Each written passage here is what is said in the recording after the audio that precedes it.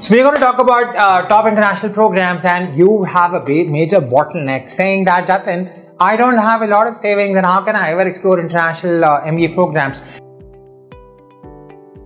And these are all the applicants from middle class families. Guys, I was from a middle class family, and believe me, I didn't have that the amount of savings that you think a lot of people did. And it's not so even if a lot of people don't have 2 crores or a crore saved in their bank, they can still look at a lot of, so for international viewers, by the way, crore is like $150,000, roughly close to $150,000. So a lot of people from middle class background come up with this bottleneck saying that I don't have that amount of saving and I don't even want to get started. Guys, a very important thing I want to tell you is that international MBA, if you look at a top tier MBA program, it is not expensive. Please understand, it is not expensive if you look at their average salaries. Yes, it is expensive if you have to fund somebody else's education and not get any returns, because in absolute terms, MBA is expensive and it will cost you roughly $100,000 to $200,000. But if you're doing it for yourself and you start there, start your jobs in those countries earning $130,000 to $150,000, then this is not an expensive proposition at all.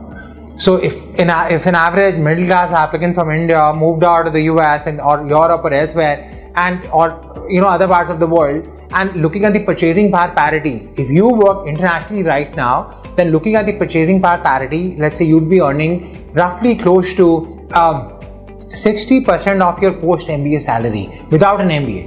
And which means if you make an investment of roughly $100,000 or $200,000, that comes out to 40% additional. So, which is like a $60,000, 40 lakhs, which is the incremental return every year. And that essentially means that you're spending your 1.5 crores just to start earning additional 40 lakhs in the first year right after your MBA. And as a side benefit, you get so much of transformation. Like I'm talking about side benefits, thinking as if I'm selling an international MBA program to you. No, guys, it's an amazing. So it's a great ROI if you're looking at the right programs that have right placements, then they know. I mean, if they come right in the middle of your short-term or long-term aspirations, if you know, hey, this is where I am right now, this is the industry that I want to get into, and this is the amount of money that I'm spending to be there by earning this much amount of incremental returns out of it.